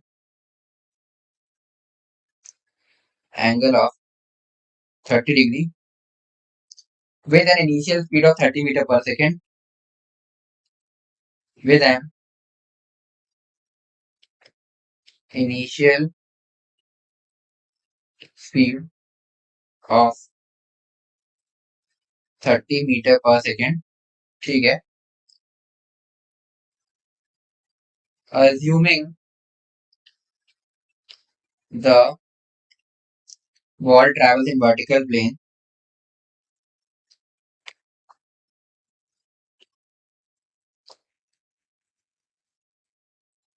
calculate। पहली चीज जो पूछ रहा है तुमसे वो है time at which ball reaches the highest point. Time at which ball reaches the highest point, ठीक है।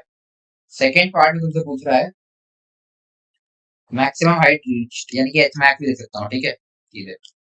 थर्ड पार्ट में तुमसे पूछ रहा है हॉरिजॉन्टल रेंज, आधे भी दे सकते हो, तो वो क्या हो गया। और फोर्थ पार्ट में तुमसे पूछ रहा है time for which ball is in the air, या फिर तुम इसको टाइम ऑफ फ्लाइट भी बोल सकते हो, ये क्या होगा। तो एक बार तुम अपने से ट्राई करो, फिर हम सॉल्व करते हैं। तो ठीक है, आई होप तुमसे मैं ट्राई कर लिया होगा और हो भी गया होगा। तो आओ देखते हैं। पहला पूछ रहा है time at which ball reaches the highest point. तो पहले तो देख लेते हैं क्वेश्चन क्या है। Batsman hits a ball at an angle of 30 degree with an initial speed of 30 metre per second, यानी कि इस तरीके का हमारा क्वेश्चन होगा। ये हो गई 30 मीटर पर सेकंड 30 डिग्री पर, ठीक है, मैं छोड़ा, ये हो गया। अब ये बोल रहा है कि जो है केवल ग्रेविटी का वही इफेक्ट है वर्टिकल प्लेन में, ठीक है, सब चीजें ठीक है। Time at which ball reaches the highest point, मतलब इस तरीके का मोशन हुआ, तो ये हो गया, ठीक है, ये हो गया। वैसे तो तुम्हें पता होना चाहिए कि जो है सिंपली ये टाइम जो है ये टाइम ऑफ फ्लाइट बाई 2 हो जाएगा, क्योंकि टोटल टाइम टी है और ये एक तरीके से सिमेट्रिकल मोशन होता है, ठीक है।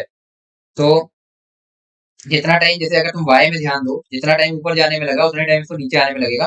बट अगर तुम्हें ये चीज नहीं समझ में आ रही तो ठीक है, तुम ऐसे भी देख सकते हो कि तुम्हें फिर वही चीज करनी होगी। टाइम ऑफ लाइट, ये तुम्हें इस पॉइंट पे टाइम निकालना है, ठीक है। इस पॉइंट पर खास बात क्या है, v इक्वल टू 0 है, vy इक्वल टू 0 है। तो तुम्हारा जो यू आई था वो था यू साइन थीटा, यानी कि 30 साइन 30 डिग्री, 30 साइन 30 हो जाएगा तुम्हारा हाफ, तो 15 हो गया। तो अगर y में इक्वेशन लगाओ तो v y equal to you y plus a y into में टी, ठीक है, ये हो गया। और एक चीज और, हाँ, फिर तुम यहाँ पे g की वैल्यू 10 ले सकते हो, ये मैंने मेंशन नहीं किया था कि g कैन बी लिखे ना 10 मीटर पर सेकंड स्क्वायर, ठीक है, आसान हो जाएगा। ये नहीं मेंशन किया तो 10 ही ले लिया करो, ठीक है, ये हो गया। तो ये है। अब यहाँ पे वी वाई तुम्हारा 0 हो जाएगा, 0 इक्वल टू, मैंने यही वाली इक्वेशन क्यों ली कि हमें टाइम की बात चाहिए, एच मैक्स निकालते वक्त हमें ऊपर ये वाली इक्वेशन की जगह हमें थर्ड वाली इक्वेशन ली थी, क्योंकि हमें टाइम नहीं चाहिए था, डिस्प्लेसमेंट चाहिए था उस टाइम पे। और यू वाई तुम्हारा है 15 दिया हुआ है, ए वाई है तुम्हारा -10, और टाइम ऑफ फ्लाइट जो टाइम है जो तुम्हें निकालना है, तो टी की वैल्यू यहाँ से 15/10 यानी कि 3/2 यानी 1.5 सेकेंड आ जाएगी। ये हो गया तुम्हारे पहले वाले का आंसर। अब दूसरा सॉल्व करते हैं। दूसरे में क्या बोल रहा है, एच मैक्स निकालो, सिंपली फॉर्मूला लगाना है यार, ये तो सिंपल केस है। एच मैक्स हमारा क्या होता है, U square sine square theta upon 2g। अच्छा, इसको अगर तुम देख लेना, तो अगर टाइम ऑफ फ्लाइट लिखोगे तो हो जाएगा 2u साइन थीटा बाई जी, यानी कि 2 × 30 साइन थीटा तुम्हारा हो जाएगा साइन 30 यानी कि हाफ, ये बाय जी तुम्हारा हो जाएगा 10, तो हो जाएगा 3 सेकेंड। और आंसर तुम्हारा जो है ये TF/2 ही है, दिख भी रहा होगा तुम्हें, तो वही चीज निकल करके आई। तो ये कैसा होता है ये भी हम देख भी लेंगे, ठीक है। ये हो गया तुम्हारा H max you square sine square theta by 2g। यहाँ पे वैल्यू रख दो, यू है तुम्हारा 30, तो 30 का स्क्वायर हो जाएगा, यहाँ पे 30 का स्क्वायर साइन स्क्वायर थीटा यानी कि हाफ का स्क्वायर, जो कि साइन थीटा हाफ है, और 2g हो जाएगा तुम्हारा 2 × 10। तो यहाँ पे लिखोगे तुम्हारा हो जाएगा 30 का स्क्वायर 900 अपॉन 2 × 10, और ये 2 का स्क्वायर हो जाएगा 4। ये तो काट दो भाई, ये हो जाएगा पहले 450, तो 450 और ये 0 0, 45/4 यानी कि 45/4 लिख सकता हूँ। तो ये हो जाएगा तुम्हारा 411.1, तो हो जाएगा 25 मीटर। ये हो जाएगा तुम्हारा आंसर। थर्ड क्वेश्चन देखते हैं। ये सिंपली मैंने बस इसलिए करा दिया ताकि तुम एक बार फॉर्मूला लगाना सीख जाओ, ठीक है, और इसमें कुछ खास नहीं है, कुछ आउट ऑफ द बॉक्स नहीं है। और ऐसा हम ये एक ही क्वेश्चन करेंगे। ऐसे क्वेश्चन तुम्हें जेई में भरे पड़े हैं, मिल जाएंगे, ठीक है, तो जेई में रिवाइज कर लोगे, उसमें ये सारे हैं। और बाकी वो जो 1 मिनट 1 क्वेश्चन सीरीज चल रही है उसको देखते रहना। और उसको मैंने बनाया इसीलिए कि इसी हिसाब से कि जो टॉपिक मैं अभी पढ़ा रहा हूँ उसी के क्वेश्चन उसमें करा रहा हूँ, तो तुम्हारी जेई में लेवल की छोटी मोटी प्रैक्टिस उसी से हो जाएगी। और एडवांस लेवल क्वेश्चन के लिए प्रॉब्लम सॉल्विंग सेशन करते हैं, बाकी हम क्लास में भी कुछ अच्छे क्वेश्चन ले रहे हैं। तो वो तो क्लास में बस एकमात्र ये क्वेश्चन है जिसमें फॉर्मूला लगाना सीखना है। इस पे ज्यादा क्वेश्चन करने का कोई फायदा भी नहीं है, इसके बाद कुछ अच्छे क्वेश्चन करेंगे हम, और इसके अलावा प्रॉब्लम सॉल्विंग सेशन में और एक लेवल बढ़ाएंगे। तो आओ देखते हैं। थर्ड है हमारा हॉरिजॉन्टल रेंज पूछा है। तो रेंज क्या होगा, U square sine 2 theta upon G, यानी कि यहाँ पे यू स्क्वायर हो जाएगा 900, 30 का स्क्वायर 900।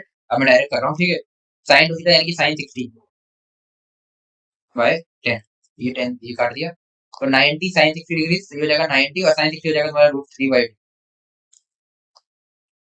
तो ये आ जाएगा तुम्हारा 45√3 मीटर।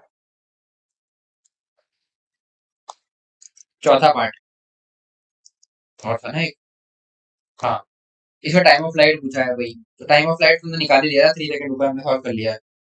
लिख लो यार 2u sin θ/g, और ये तुम्हारा कितना निकल के आया था, 3 सेकंड।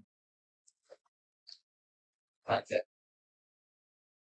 तो ठीक है, यही था इस क्वेश्चन, कुछ खास था। अब कुछ अच्छे क्वेश्चन लेते हैं।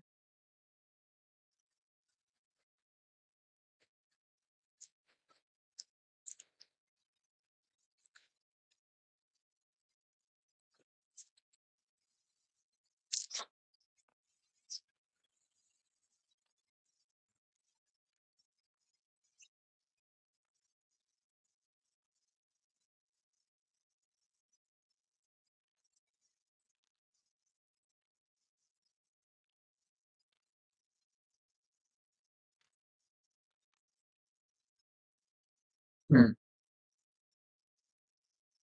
तो आ जाओ क्वेश्चन लेते हैं।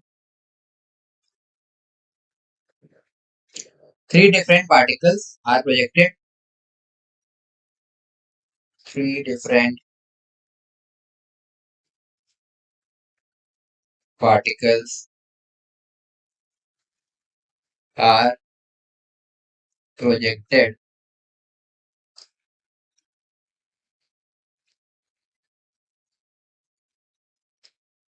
from 3 different points on same horizontal plane, from 3 different points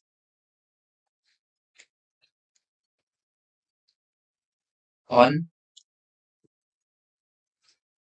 same horizontal plane with same velocity, with same initial velocity u bar। Same initial velocity का मतलब अपने आप अंडरस्टूड है, वेलोसिटी वेक्टर सेम हो रहा है, यानी कि u मैग्नीट्यूड भी सेम, और क्या कहते हैं डायरेक्शन भी सेम। जैसा पिछले क्वेश्चन में 30 और 30 डिग्रीज पे था, तो हर वेलोसिटी 30 के मैग्नीट्यूड और 30 डिग्रीज पर होगी। तो ये है अपने आप अंडरस्टूड है कि मैग्नीट्यूड और डायरेक्शन दोनों सेम है, ठीक है। तो ये हो गया फॉर फर्स्ट प्रोजेक्टाइल।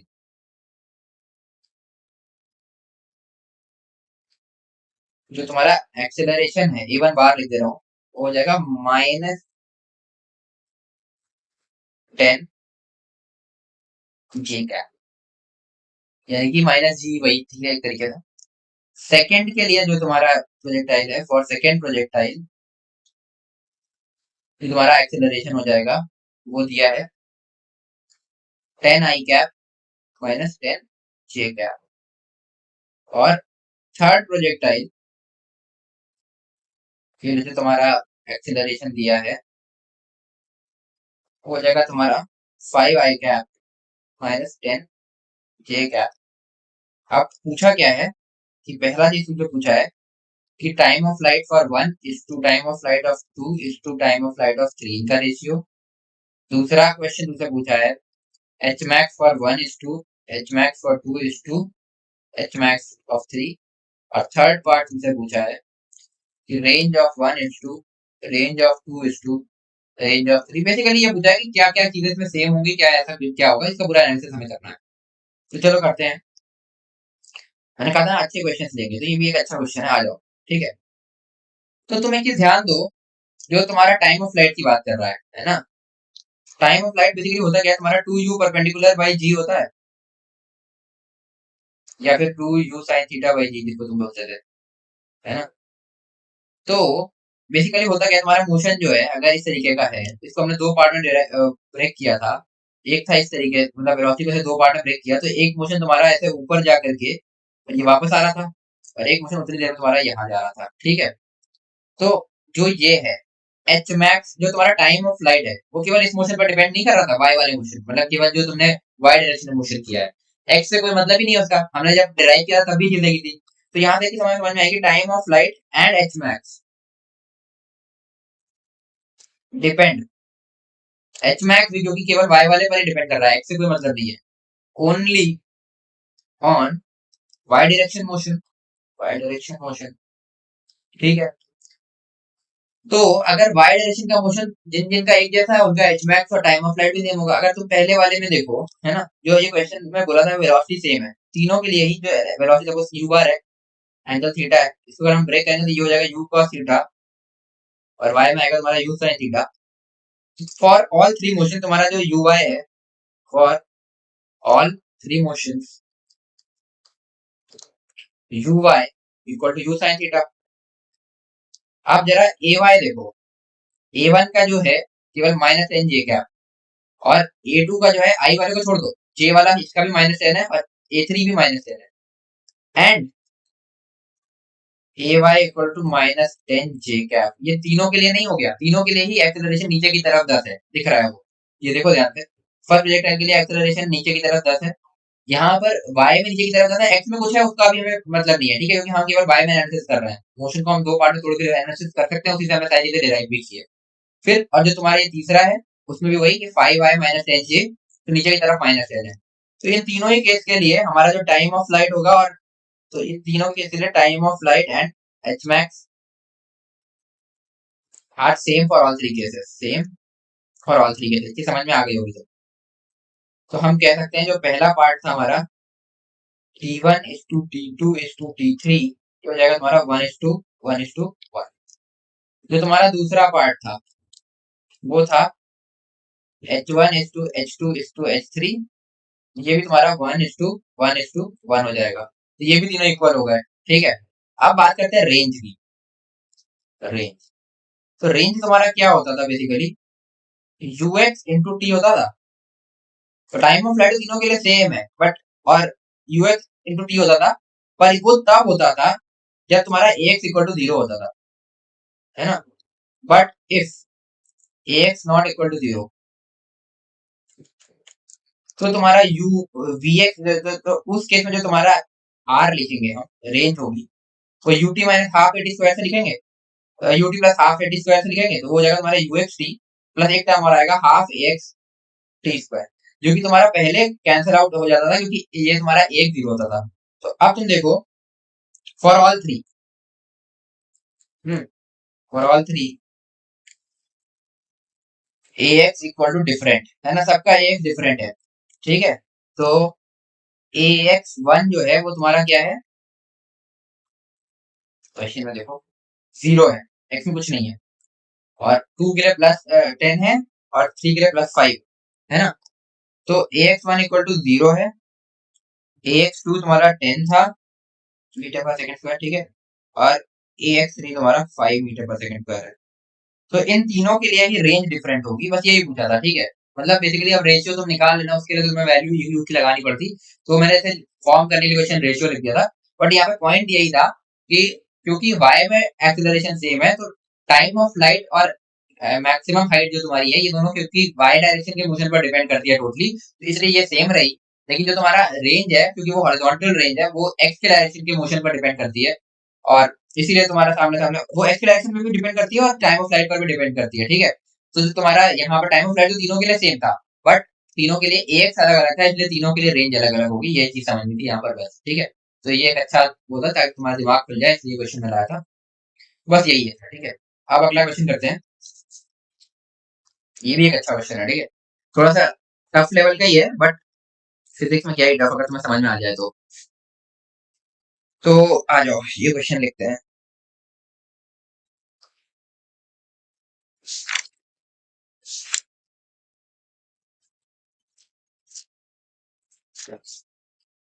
थोड़ा सा लंबा है, देखो। A particle is moving in x y plane.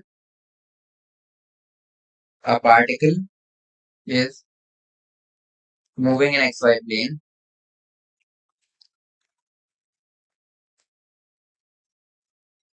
if it starts to move from origin, if it starts to move from origin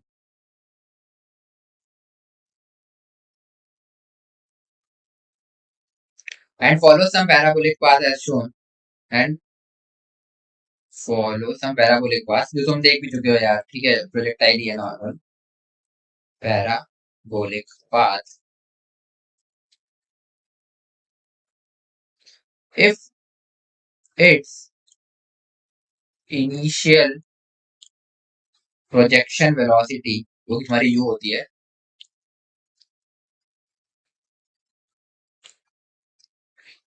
makes an angle alpha with horizontal, makes an angle alpha with horizontal,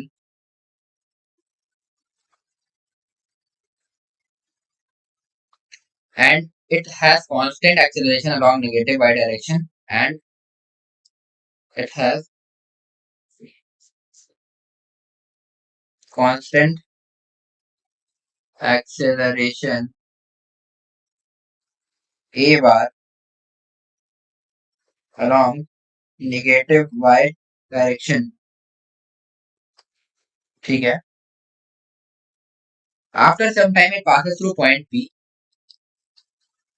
After sometimes it passes through point P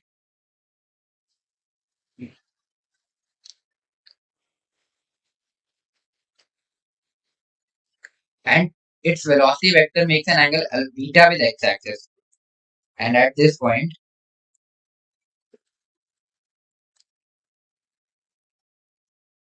its velocity vector makes an angle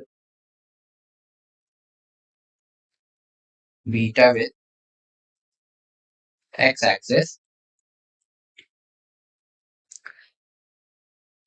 Line OP makes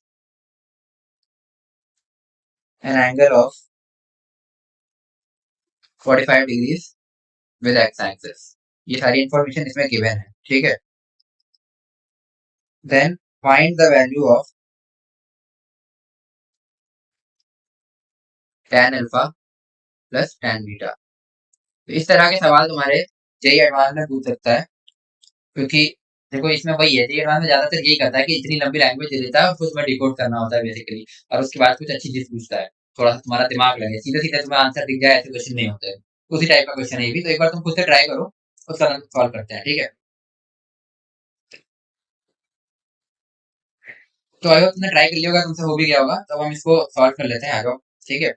उसे बोल क्या रहा है कि पहले सारी information लिखते हैं। Particle moving in x y plane, ठीक है, starts to move from origin, ठीक है, from origin and follows some parabolic path, वो सब ठीक है।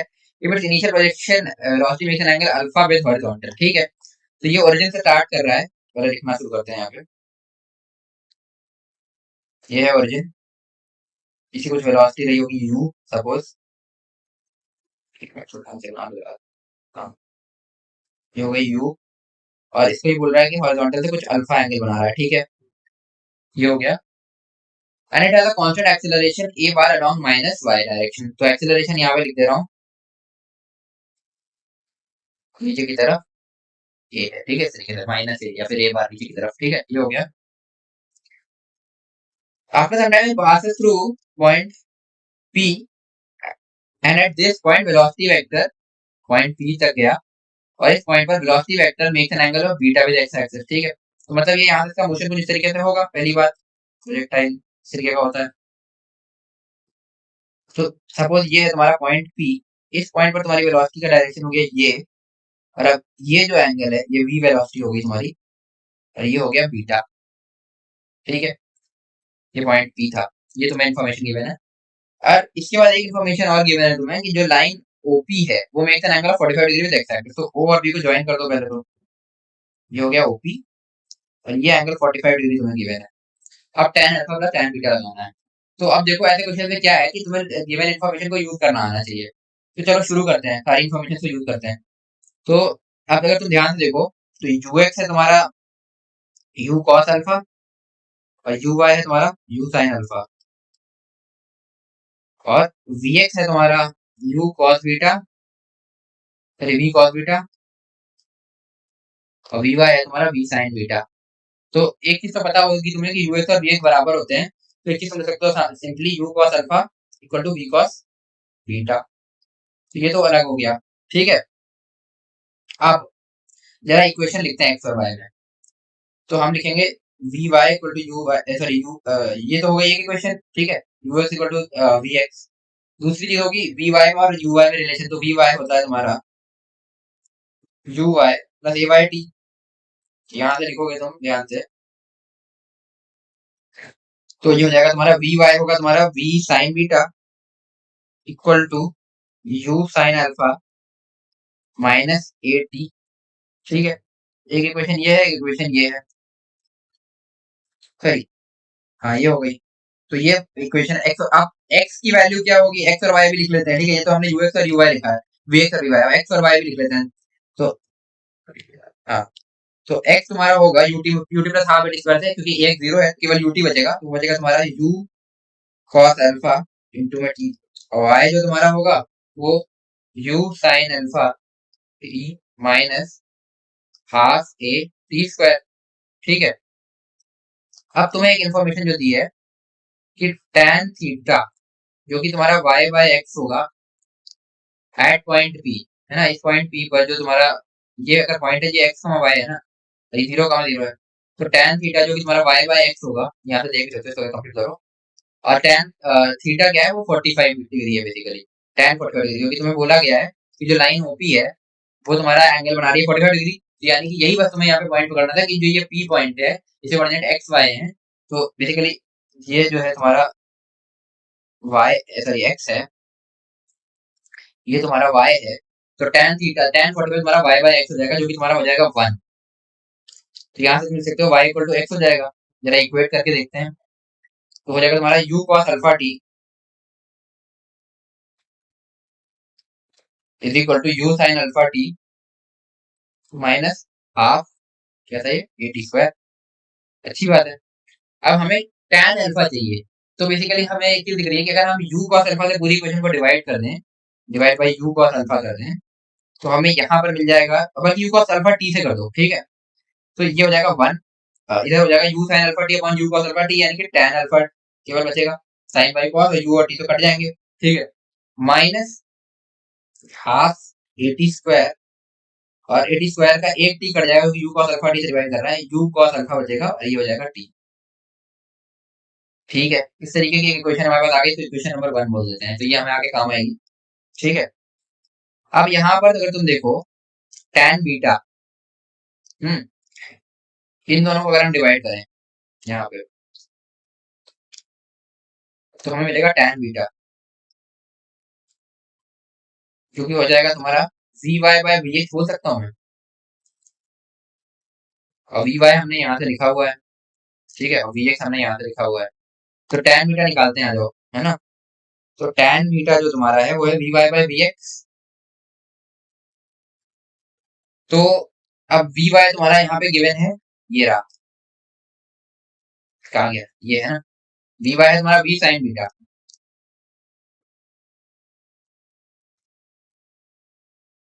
और वी एक्स है तुम्हारा यू साइन अल्फा। नहीं सॉरी, कुछ गलत लिख दिया क्या, v y by v x लिखना है। तो वी वाई तुम्हारा हो जाएगा ये वी साइन बीटा, ठीक है। और ए वाई तुम्हारा हो जाएगा, सॉरी, वी एक्स हो जाएगा तुम्हारा वी साइन अल्फा। कुछ गलत लिख दिया क्या? हाँ, एक मिनट यार, फिर से लिखते हैं। वी वाई हो जाएगा तुम्हारा, यहाँ से लिखा था ना मैंने, ये है you sine alpha minus a t, ठीक है। हो जाएगा तुम्हारा u sine alpha minus a T, और वी एक्स तुम्हारा हो जाएगा यू कॉस अल्फा, जो कि तुम्हारा यूएक्स भी है, वी एक्स और यूएक्स सेम था ना, इसलिए यू कॉस अल्फा डायरेक्ट लिख दिया है। तो यहाँ से सिंपली लिख सकते हो, ये हो जाएगा तुम्हारा, डिवाइड करोगे तो ये हो जाएगा tan अल्फा माइनस, ये tan बीटा की वैल्यू लिख रहे हैं हम, ठीक है, A T by U cos alpha. यहाँ हमें A T by U cos alpha ही चाहिए था, तो A T by U cos alpha की यहाँ से वैल्यू लिखो, हो जाएगा A T by U cos alpha, तुम्हारी वैल्यू हो जाएगी tan alpha minus tan beta. अब इस वैल्यू को उठा करके इस ऊपर वाली इक्वेशन में जो हमने पहले निकाली थी पुट कर दो। ऊपर वाली इक्वेशन हमारी क्या थी, one equal to tan alpha minus half, क्योंकि ये वन बाई टू मैंने अलग ले लिया, और a t upon u cos alpha, a t upon u cos alpha, ठीक है। तो इसको हम लिख सकते हैं one equal to tan alpha minus half tan alpha minus tan beta. Two से मल्टीप्लाई करते हैं पूरी इक्वेशन को, इंटू टू, ये बन जाएगा two equal to two tan alpha minus tan alpha, ये माइनस tan बीटा इस तरीके का रहेगा। अब इसको खोल लेते हैं, तो ये हो जाएगा two equal to two tan alpha minus tan alpha plus tan beta, तो ये बनेगा two tan alpha minus tan alpha plus tan beta, यहाँ से बनेगा तुम्हारा tan अल्फा, यहीं पे लिख देते हैं यार ऊपर ही, तो two equal to tan alpha plus tan beta, हमारा आंसर हो जाएगा टू। तो हो सकता है सेशन में तुम्हें अपने आप सोचने में थोड़ा सा टाइम लगे, बट ऐसे क्वेश्चन थोड़े बहुत कर लोगे तो तुम्हारा दिमाग खुलेगा, ठीक है। नहीं भी समझ में आया तो अभी ऐसे समझ लो, सॉल्यूशन देख लिया तुमने, इसका घर जाके एक बार तुम इसको फिर मतलब, सॉरी घर पे तो तुम वही, तो इसके बाद तुम एक बार फिर से इसको अपने आप ट्राई करना, ठीक है, बिना देखे, तो तुमसे हो जाएगा, ठीक है। थोड़ा बस एक यही पॉइंट इसे पकड़ना था, क्योंकि ये एंगल जो तुम्हें दिया हुआ है थीटा, ये 45 डिग्री, इसको कैसे यूज करें, तो इक्वेशन ऑफ ट्राजेक्टरी वही y बाय x को हम कर करके y इक्वल टू x निकल आएगा यहाँ से, वो एक चीज तुमने यूज की। उसके अलावा वहां से तुम्हारा tan अल्फा आ गया, ठीक है, वहां से तुम्हारी ये दोनों इक्वेशन आई, ठीक है, तो यहाँ से तुमने tan अल्फा निकाल लिया इन इक्वेशन से, क्योंकि ये अल्फा में पूरी इक्वेशन थी, तो इसमें tan अल्फा की इस तरीके की इक्वेशन आ गई। फिर तुम्हारा जो tan बीटा था वो तुमने कैसे निकाला, एक मिनट, ये इक्वेशन आ गई। फिर जो तुम्हारा tan बीटा था उसके लिए तुमने simply v y by v x कर लिया, ठीक है। और भी तरीके हो सकते हैं इसको सॉल्व करने के, तो अगर कोई नया तरीका तुम्हें पता चले तो तुम जरूर उससे भी ट्राई करना, ठीक है। तो ये एक तरीका हो गया, तो tan beta v y by v x हो गया, वी वाई हमने यहाँ पर लिखा ही था you sine alpha minus a T, और वी एक्स तुम्हारा यू कॉस अल्फा ही होगा, क्योंकि हम वी को इसलिए नहीं यूज करने जा रहे, वी हमने खुद से माना है, यू तुम्हें गिवन था, ठीक है, इसलिए ये हो गया। तो इस तरीके से तुम्हारा tan बीटा निकल आएगा ये इसके टर्म में, फिर ये तुम इनको काट बांट दोगे तो tan alpha minus tan beta, ये सॉरी ये आ गया, यहाँ से तुम्हारा अल्फा बीटा में equation, tan alpha tan beta में इक्वेशन आ जाएगी, तो तुम्हारा ये आंसर आ जाएगा, ठीक है। तो एक बार खुद से ट्राई करना फिर तो मैं हो जाएगा, अगर अभी नहीं हुआ है तो। चलो आगे बढ़ते हैं।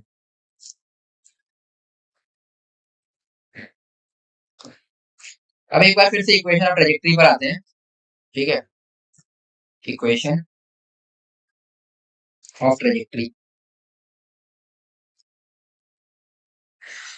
आज का वीडियो थोड़ा सा लंबा हो गया, बट हाँ मैं कोशिश कर रहा हूँ ना कि प्रोजेक्टाइल से रिलेटेड सारी चीजें एक वीडियो में हो जाए, इसके बाद सीधे इंक्लाइन प्रोजेक्टाइल पढ़ेंगे, और एक प्रॉब्लम सॉल्विंग सेक्शन इस पे अलग से रख लेंगे प्रोजेक्टाइल पे, तो उससे तुम्हारा थोड़ी सी प्रैक्टिस भी हो जाएगी। बाकी कॉन्सेप्ट इसके सारे लगभग लगभग हमने पढ़ लिए हैं। तो अब जो तुम्हारी इक्वेशन ऑफ ट्रेजेक्टरी थी वो क्या थी, y equal to x tan theta minus ji x square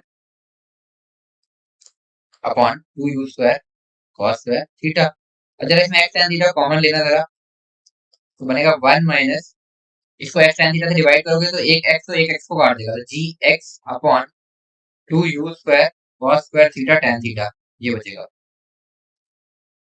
ठीक। ये हो जाएगा तुम्हारा X tan theta one minus में G X upon two you square cos square theta sine theta upon cos theta. ये कॉस थीटा इसको काट देगा, तो ये 2 साइन थीटा कॉस थीटा, तो ये तुम्हारा फिर से लिखते हैं X tan theta two by 1 minus G, sorry G छोड़ो, 1 minus X upon 2u cos theta sin theta, यानी कि 2u sin u sorry 2u square cos theta sin theta जो है तुम्हारा ये 2u square cos theta sin theta, यानी कि u square sin 2 theta by g, ये नीचे। तो u स्क्वायर sin 2 थीटा तुम्हारा रेंज नहीं होता है हॉरिजॉन्टल रेंज, तो सिंपली ये हॉरिजॉन्टल रेंज हो जाएगा, ये दिख रहा है क्योंकि यहाँ पे हमने यूज क्या किया, u square sin 2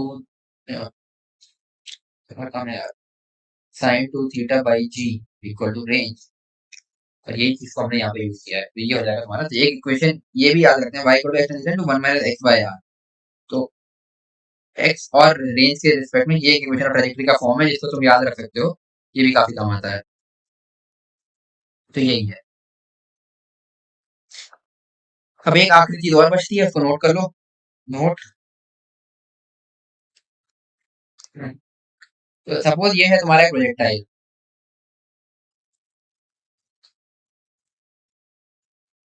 x Y,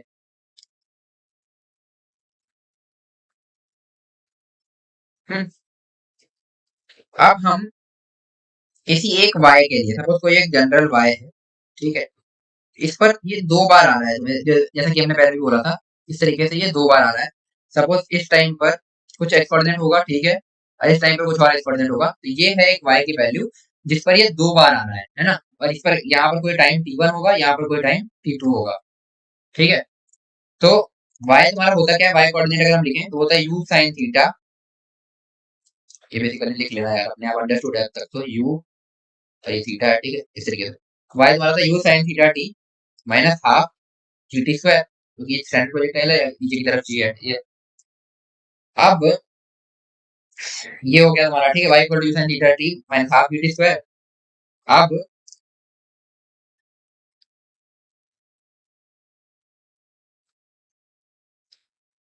यहाँ से लिख दो, स्क्वायर लिखोगे half g t square plus u sin theta t minus y equal to 0। तो एक चीज समझ रहे होगे कि ये t में क्वाड्रेटिक बन गई, t स्क्वायर t और एक कांस्टेंट, ठीक है, ये है क्वाड्रेटिक इन t। तो इसके जो रूट्स होंगे, तो t की वैल्यू क्या क्या हो जाएगी, t की वैल्यू हो जाएगी, एक काम करते हैं, इसको पहले थोड़ा सा सिंप्लीफाई कर लेते हैं, हाफ हाफ आएगा, ठीक है, फालतू में, तो इसको 2 से मल्टीप्लाई कर लो एक बार, ठीक है, तो जाएगी g t square plus 2u sin theta t minus 2y equal to 0। तो अब जो तुम्हारे t की वैल्यूज आएंगी, हम्म वो लिखते हैं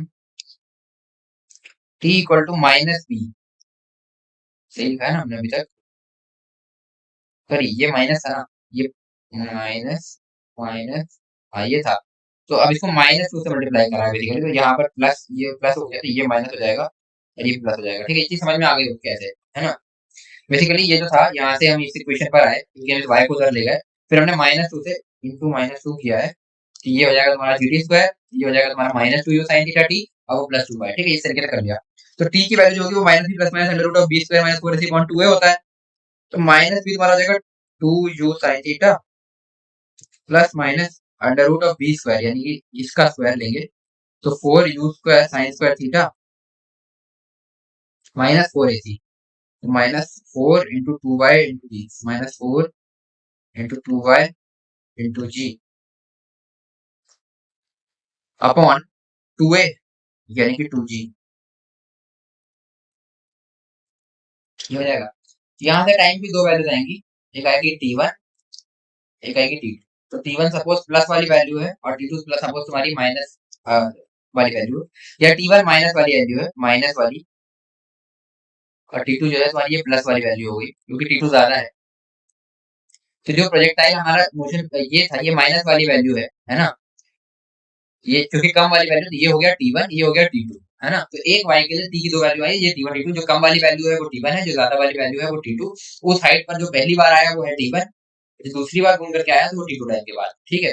अब यहाँ से एक दो तीन चीजें बड़ी ध्यान रखने वाली है, जरा एक बार t1 प्लस t2 करके देखना।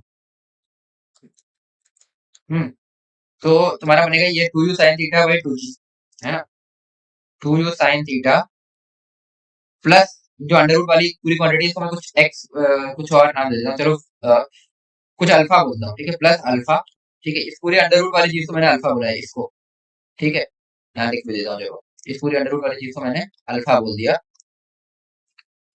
By 2g plus 2u sine theta minus alpha by 2g।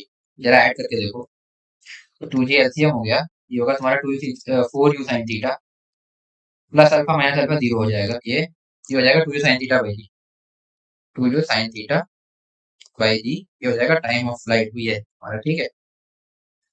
ये बेसिकली हुआ क्या है, T1 प्लस T2 तुम्हारा टाइम ऑफ फ्लाइट दे रहा है। तो एक चीज तुम्हें समझ में आई, T1 plus T2 time of flight दे रहा है, और इस पार्टिकल को जितना टाइम यहाँ से यहाँ तक लगा, है ना, प्लस जितना टाइम यहाँ से यहाँ तक लगा, ठीक है, ये हो गया तुम्हारा टाइम ऑफ फ्लाइट, मतलब, और तुम्हारा टाइम ऑफ फ्लाइट जितना टाइम यहाँ से यहाँ तक लगा प्लस जितना टाइम यहाँ से यहाँ तक लगा वो भी होता है। तो इससे तुम्हें समझ में आया कि जो यहाँ से यहाँ तक लगा और जो यहाँ से यहाँ तक लगा वो टाइम सेम है। यानी कि बेसिकली कहना क्या चाह रहे हैं कि तुमने बोला T1 प्लस T2 तुम्हारा टाइम ऑफ फ्लाइट है, तो T1 equal to time of flight minus T2 है ना, या ऐसे लिख सकते हो, थोड़ा सा और से अच्छे से समझ में आएगा, T2 equal to time of flight minus T1 है ना। तो बेसिकली इस पूरे मोशन में यहाँ से यहाँ तक टाइम लगा, एक मिनट यार, यहाँ से यहाँ तक टाइम लगा T1, पूरा यहाँ से यहाँ तक टाइम लगा T2, और इन दोनों का सम टाइम ऑफ फ्लाइट होगा, और यहाँ से यहाँ का सम और यहाँ से यहाँ का फिर से सम, ये दोनों इक्वल है, इसका मतलब ये पार्ट का टाइम और ये पार्ट का टाइम बराबर है, मतलब सिमेट्रिकल टाइप से ये कवर कर रहा है T1 और T2, इधर वाला डिस्टेंस इधर वाला डिस्टेंस, ठीक है, ये एक चीज समझने वाली थी।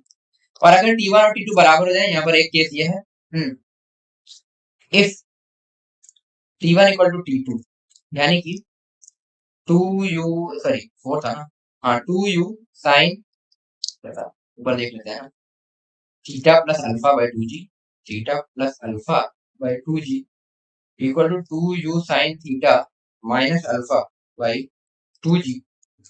तो यहाँ से क्या होगा, मल्टीप्लाई 2g से 2g काट दो, तो यहाँ से मिलेगा तुम्हें,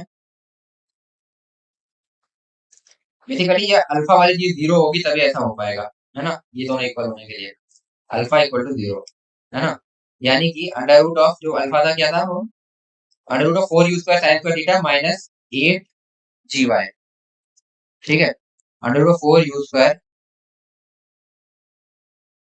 साइन स्क्वायर थीटा माइनस 8, जो पूरा मल्टीप्लाई करके तुम्हें देख लेना खुद ही, ऐसे इक्वल टू 0 होगा, यानी कि 4u square sine square theta minus 8gy equal to 0। तो यहाँ से 4 और ये हो जाएगा 2, काट दिया, ठीक है, तो यहाँ से जो तुम्हारी y की वैल्यू आएगी वो आएगी u square sine square theta by 2g। तो ये एच मैक्स हो गया बेसिकली, जब T1 और T2 इक्वल हो, यानी कि दोनों तरफ से बराबर, तो वो जो है एच मैक्स वाला पॉइंट होता है, एक ये चीज थी। तो बस ये एनालिसिस था एक, कि जो है अगर एक पर्टिकुलर y के लिए हम बात कर रहे हैं, यहाँ पर ये केवल एकमात्र केस है जब T1 इक्वल टू T2 जिसमें y की एक ही वैल्यू है, जो कि मैक्स वाला पॉइंट है, ठीक है, दोनों तरफ से आप उस मैक्सिमम पॉइंट पर पहुंच गए। बाकी तुम इधर से आ रहे हो इधर से आ रहे हो, अगर एक y के पॉइंट पर हो तो बराबर टाइम लगेगा, जितना इधर से इधर लगा उतना यहाँ से यहाँ नीचे जाने में भी लगेगा, और एक y के लिए तुम्हारे मतलब एक y के लिए मतलब 2x की वैल्यू आएगी और 2 टाइम आएंगे, तो ये चीज समझनी थी बस, और कुछ खास नहीं है। तो प्रोजेक्टाइल के लगभग लगभग सारे कॉन्सेप्ट हमने डिस्कस कर लिए हैं। तो अगर आपने आज का वीडियो ढंग से देखा है तो तुम्हारा प्रोजेक्टाइल में कोई दिक्कत आने वाली नहीं है, कुछ अच्छी प्रॉब्लम हम इसके प्रॉब्लम सॉल्विंग सेशन में आगे कर लेंगे, बाकी कुछ हमने कर भी लिए। और जेई मेन में तो यार वही आसान वाली प्रॉब्लम आती है, डायरेक्टली वो जो तीनों फॉर्मूले बताए ना उनको रट लोगे तो तुम्हारे आधे जेई मेन के क्वेश्चन हो जाएंगे, ठीक है। वो मैं अभी 1 मिनट 1 क्वेश्चन सीरीज में कराऊंगा अभी, तो उसको देखते रहना, तो वहां से तुम्हारी जेई मेन लेवल की प्रैक्टिस हो जाएगी। बाकी एडवांस लेवल के लिए कोई अच्छी किताब तुम सॉल्व कर सकते हो, यूरोडोक की बुक भी तुम कर सकते हो, उसमें से रिलेवेंट क्वेश्चन तुम्हें ढूंढने पड़ेंगे। बाकी मैं कोशिश करूंगा यूरोडोक में जितने भी तुम्हारे रिलेवेंट क्वेश्चन है मैं क्लास में करा दूं, तो उनको देखते रहना, ठीक है। उसके अलावा सैंगेज की बुक सॉल्व कर सकते हो, वो तुम्हारे लिए बढ़िया है, ठीक है, उतना कर लो, तुम्हारा ये बहुत अच्छे से क्लियर हो जाएगा।